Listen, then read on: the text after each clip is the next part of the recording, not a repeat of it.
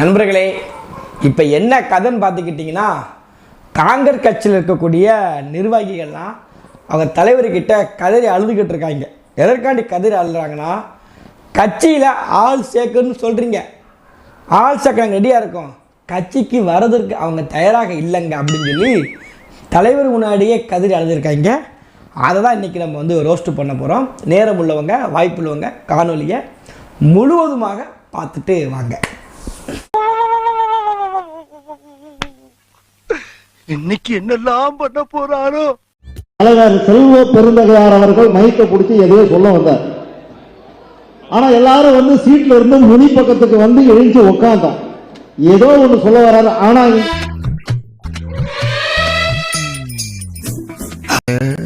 என்ன சொல்ற ஆர்வத்தை கேட்கும் போது எனக்குமே இந்த இருக்கையில இருந்து முன்னாடி வரணும்னு தோணுது. அண்ணன் செல்வ பெருந்தகை அப்படி என்னதான் பேசியிருக்காருங்கிறத நம்மளும் கேட்போம் அப்படின்னு. என்ன பேசியிருக்காங்கிறத அந்த கட்சி நிர்வாகியே சொல்றாரு, கேளுங்க. இந்த கட்சியுடைய வளர்ச்சிக்காக எதையோ சொல்ல வந்தவர் இன்ன வரைக்கும் சொல்லல. அது ஏன்னு எனக்கு தெரியல. காங்கிரஸ் கட்சி வளர்ச்சிக்காக ஏதோ சொல்ல வந்தாரு, ஆனா இன்னை வரைக்கும் அவர் சொல்லலையா. அது ஏன்னு அவருக்கே தெரியலையா. அது இருந்தாலும் அது வளர்ச்சி இருந்தாலும் அவர் சொல்லுவாரு.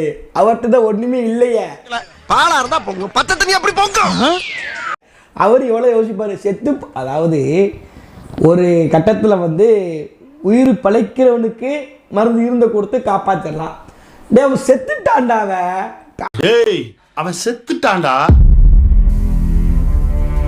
ஏதோ சொல்ல வந்தார். கீழே இருக்க நீங்க வந்து நிறைய பேர் சொல்லுவாங்க, தயவு செஞ்சு மேடையில் இருக்க நிறைய பேர் நம்ம செல்வம் சார் தான் அடிக்கடி சொல்லுவார். அவர் தான் சொல்லுவார் என்னன்னா, போய் முதல்ல கட்சியை வளங்க, முதல்ல ஆட்களை சேருங்க, உறுப்பினர்லாம் நீங்க சேருங்க, முதல்ல போய் உங்களுக்கு தெருவில் 10 பேர் சேருங்க. இதுதான் சொல்லுவார், எப்போ பார்த்தாலும் சொல்லுவார். நான் கேட்கிறேன், 10 பேர் வந்தாங்கன்னா சேர்க்க மாட்டேன் நான் சொல்றோம். நியாயமான கேள்வி. 10 பேர் ஒருத்தர் கட்சியில் வாரன்னு சொன்னா எந்த கட்சி நிர்வாகியாச்சு சேர்க்க மாட்டேன்னு சொல்லுவாங்களா? கட்சியில் வரமாட்டேங்காங்க. அவங்க இருக்கிறது முழுக்க அபோ 70 அபோ 60, அதாவது காந்தி காலத்திலே மேலே போகக்கூடியவங்க. போர்டிங் பாஸை யம தர்மராஜா ஏமாத்திட்டாங்க. காந்தி காலத்துல இருந்து அறிவுரை நீ எல்லாம் காலத்தை பத்தி பேசாதரா. ஆனாலும் பரவாயில்ல, இந்த வயசுல இந்த ஆசை இருக்கு தெரியுமா? அந்த ஆசை நம்ம பாராட்டு நண்பர்களே. எப்படி வருவான், எப்படி வருவான்? அதுதான்ப்பா நம்மளும் கேட்குறோம். செத்த கட்சிக்கு எப்படி ஒருத்தர் வருவாங்க? அதான் செத்து புதக்குள்ளி பொய்யாச்சே. 60 வருஷமா வருஷம் பாலை ஊற்றிக்கிட்டு இருக்கு. இன்னைக்கு திடீர்னு தோண்டி எந்திரிச்சு வா, எந்திரிச்சு வா, எந்திரிச்சு வா, எழுந்து வா, நடந்து வாட, எப்படி வருவான்? அடுத்த வருஷம் சேர்த்து பால் ஊற்றுங்க போய். எப்ப வருவானா? நீங்க எல்லாரும் போன பேர் வருவான்.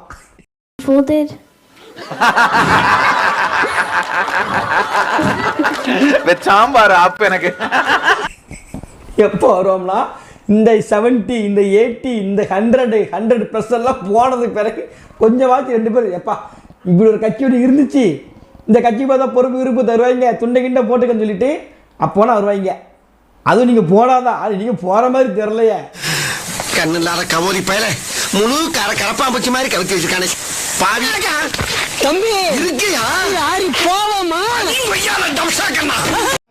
தலைவர் பேச வந்தார்ல, அதை பேசினா வருவான். அவர் இருந்தா பேச மாட்டாரா? இல்லை பாஸ், இருந்தா பேசுவார். எப்படி நீங்க எம்டியா இருக்கீங்களோ அதே மாதிரி அவர் எம்டியா இருக்கு. என்ன, அவர் கொஞ்சம் உங்களுக்கு முன்னால் இருக்கா, நீங்க பின்னால் இருக்கீங்க, அவ்வளோதான் வித்தியாசம். ஆல்வேஸ் எம்டி தான் நீங்க வந்து. சொல்றேன் கேட்டுங்க, அவர் என்ன பேச வந்தான்னு யாருக்கும் தெரியாது. இவர் உண்மையிலே செல்வம் பெருந்தகை வந்து கலாய்க்கிறாரா இல்லை அவரை பெருமை பேசுறான்னு தெரிய மாட்டேங்குது. ஏன் அப்படி சொல்றோம்னா அந்த வீடியோ நீங்களே பாருங்க. ஆனா அவர் பேச வந்தது இந்த கட்சியுடைய நலனை பேச வந்தா. செல்வம் பெருந்தகையோட மைண்ட் வாய்ஸ். இவன் நம்மளை கலாய்க்கிறானா இல்லை பெருமையாக பேசுறானா, இதுக்கு நம்ம கை தட்டணுமா இல்லை ரியாக்ஷன் கொடுக்கணுமா இல்லை நம்ம இது ஆச்சரியமா பார்க்கணுமா, என்னடா பண்ணணும்? நீ என்ன ஒரே குழப்பமா இருக்கியா? ஆனால் அண்ணன் கடைசியாக ஒன்று சொல்கிறாருங்க. அண்ணன் பேசும்போது ஒரு வார்த்தை 100 வார்த்தை பேசினாலும் ஒரு வார்த்தை உண்மைன்னு சொல்லுவாங்க தெரியுமா? அப்படி 100ல் ஒரு வார்த்தை சரியாக ஒரு வார்த்தை பேசியிருக்காரு. அது என்ன வார்த்தைங்கிறத பாருங்க. நாங்களும் யாருன்னா வேற வழியே இல்லாமல் இருக்கிற காங்கிரஸ்காரன் தான் இன்னைக்கு இருக்கிறோம். வேற வழி இல்லை எங்களுக்கு. சாவர வரைக்கும் காங்கிரஸ்காரன் தான்.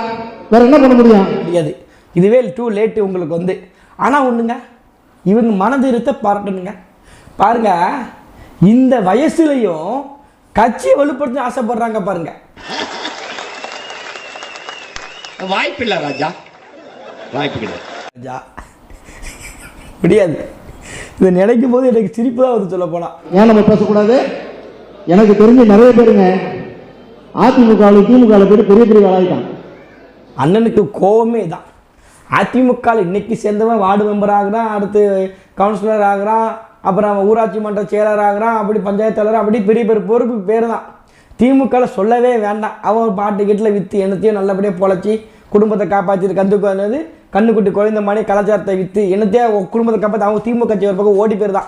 அதுக்கு மேலே வழிதான் கஞ்சா விற்று கஞ்சா சப்ளை பண்ணி நம்ம பேர் சாப்பாடு சாதிக்கு மணிக்கு ஆட்கள் வச்சுக்கிட்டு இந்த ராமநாதபுரத்தில் ஒரு ஆளை பிடிச்சாங்க. இப்போ திமுக கட்சிக்காரங்களா இந்த மாதிரி என்னத்தை விற்று திமுக கட்சிக்காரங்க பொழைச்சிட்டு போயிருந்தான். காங்கிரஸ் கட்சிக்காரங்க என்ன பண்ணுவாங்க வயசு காலகட்டத்தில்? முதிர் ஓய்வு கூட கிடையாது. எங்கெங்க கொடுக்க மாட்டேங்கிறாங்க, வேலைக்கு எடுக்க மாட்டேங்கிறாங்க. வந்துக்கிட்டு உனக்கு சுகர் மாத்திரை வாங்கி கொடுத்து பிரஷர் மாத்திரை வாங்கி கொடுத்து அப்போ இருக்கிற எல்லா நோயும் கை கால் நடக்கும், உடம்பு. பாவமா இருக்கிறியே, ஒரு டீயாவது சாப்பிடுறியா? ஐயோ, நான் டீ காஃபிலாம் சாப்பிடுறது இல்லை சார். ஏன் பழக்கம் இல்லையா? இல்ல சார், எனக்கு சக்கரை வியாதி. சுகரா? இது எத்தனை நாளா? ரத்த கொதிப்பு வந்தப்போ அதுவும் சேர்ந்து வந்துருச்சு. ரத்த கொதிப்பு வேற இருக்குதா? டிவி வந்த போது அதுவும் ஜாயிண்ட் ஆயிடுச்சு சார். இந்த இடம் சரியில்லை, வா நடந்துகிட்டே பேசலாம். என்னால ரொம்ப தூரம் நடக்க முடியாது. ஏன்? கால்ல ஆணி சார். அட பாவி, ஒரு உடம்புக்குள்ள 1 கோடி வியாதியா சார்? வீக்கம், கண்ணு மங்கல், வருஷத்துக்கு ஒரு வாட்டி கண் ஆபரேஷன் பண்ண வேண்டியது இருக்கு. இதுக்கு மேலே ஏகப்பட்ட பிரச்சனை, உடல் நடுக்கத்திலேருந்து ஏகப்பட்ட பிரச்சனை உடம்பு முழுக்க வச்சிருக்காங்க. அவங்க என்ன பண்ணுவாங்க? வீட்டை எத்தனை மணிக்கு பார்த்துட்டு இருப்பாங்க. அதான் ஐயாவுக்கு ஆதங்கம். நாங்களும் செட்டில் ஆகணும் எப்போ. ஆனால் நான் ஒன்று ஐடியா சொல்கிறேங்க, நீங்கள் செட்டில் ஆகிடலாம். உங்களுக்குன்னு இந்த பூமியில் பரந்த இடங்கள் இருக்கு, உங்களுக்காகவே இருக்கு. இது நீங்கள் தான் போக மாட்டேங்கிறீங்க இந்த இடத்துக்குள்ள வந்து. சீக்கிரத்தில் இடத்துக்குள்ள வந்து உங்க கட்சி போன மணிக்க செட்டிலால வருத்த போறாருங்க. இடம் இருக்குங்க, எல்லாருக்கும் இடம் இருக்கு இந்த பூமியில வந்து. சரிங்களா? மனுஷனுக்கு இருக்கு, நாய்க்கு இருக்கு, பன்னிக்கு இருக்கு. இங்க இந்த உயிரினம் பிறந்தா இந்த உலகத்துல எல்லா உயிரினங்களுக்கும் இடம் இருக்கு, செட்டில் ஆக வாய்ப்பு இருக்கு. நீங்களும் செட்டில் ஆயிடலாம், உங்களுக்கு இந்த இடம் இருக்குது பூமியில. உள்ள போறீங்க, செட்டில் ஆக போறீங்க. வாழ்த்துக்கள். நாங்கள் அதிமுகவுக்கும் திமுகவுக்கும் நிகரானவன். திமுகவுக்கும் நிகரானவர்கள் தான் காங்கிரஸ் கட்சிக்காரங்க. ஆமாம், அதில் மாட்டுக்கிறதே கிடையாது. ரொம்ப ரவுடிசம் பண்ணவங்க. இப்போ திமுக அட்டல் பண்ணிக்கிட்டு இருக்கலாம். இதே மாதிரி திமுக கட்சி மாதிரி காங்கிரஸ் கட்சி ஆன் ஃபீல்டில் இருக்கும்போது திமுக கட்சிக்காரன்னு ஓட அடித்தாங்க. புரிஞ்சுங்களா? அதுவும் குறிப்பாக நமக்கு விவரம் தெரிஞ்சு நம்ம ஊர்களில் ஒரு பகுதியிலலாம் திமுக கொடி கண்டாலே காங்கிரஸ் கட்சிக்காரங்க வெட்டி அடிப்பாங்க. பேசி காங்கிரஸ் கட்சிக்காரங்க பண்ணாங்க, நிகராக பண்ணாங்க. எதில்? ரவுடிசத்தில், சாதியில் இருக்கக்கூடிய தீண்டாமையில், அப்புறம் அங்கே இருக்கக்கூடிய சமத்துவத்தை எப்படியெல்லாம் தமிழ்நாட்டு மக்கள்கிட்டேருந்து பிடுங்கணுங்கிறது நோக்கத்தில், தமிழ் மொழியில் இருக்கக்கூடிய வெறுப்பில் நிறைய பண்ணாங்க. திமுகக்கு சலித்தவர்கள் காங்கிரஸ் கட்சிக்காரங்க கிடையாது. அதனால தான் திமுக பார்த்துச்சு, அடடே ரொம்ப அற்புதமாக பண்ணிட்டீங்க, ஹிந்தி திருப்பி அழகாக பண்ணிட்டீங்க, சாதி மூட்டை அழகாக ஏற்படுத்தி விட்டீங்க, இந்தியா முழுக்க நீங்கள் எப்படி கட்டமைச்சு வச்சுருக்கீங்கன்னு சொல்லிட்டு தான் என்ன பண்ணுது திமுக காங்கிரஸ் கட்சி கூட போக ஆரம்பிக்கு. நேரு மகளை வலுக நிலையான ஆட்சி தருகன்னு சொல்லி. அதனால் நீங்கள் செலுத்தவர்கள் கிடையாது, நாங்கள் ஒத்துக்கொள்கின்றோம். எங்களை பயன்படுத்தக்கூடிய தலைவர் இங்கே வரணும்னு நாங்கள் விரும்புகிறோம்.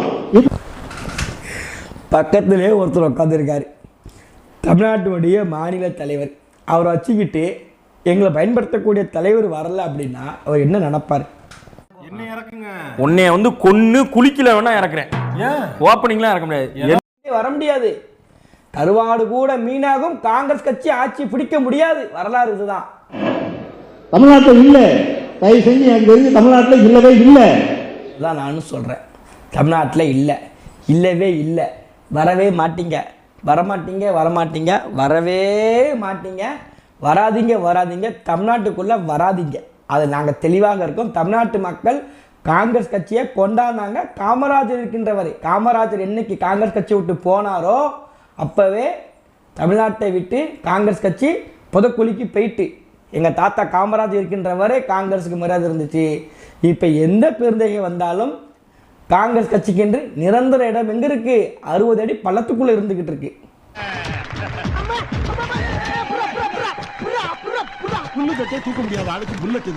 அந்த சமூக நீதி வர வேண்டும் என்று சொன்னால் சாதி வாரி கணக்கெடுப்பு நடத்த வேண்டும்.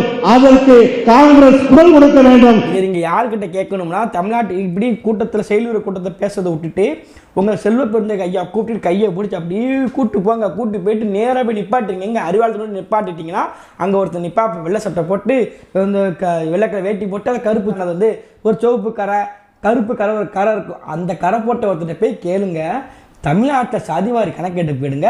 நிதிஷ்குமார் பீகாரில் பண்ணி முடிச்சுட்டு போயிட்டாப்பில்.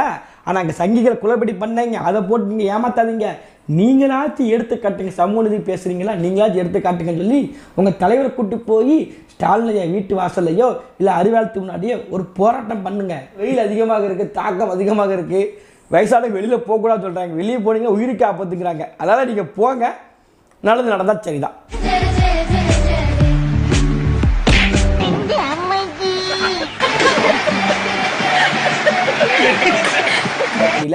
இதுல ரொம்ப முக்கியமான ஒருத்தர் மறந்தே போயிட்டாங்க, சொல்ல நினைச்சுக்கிட்டே போனேன்.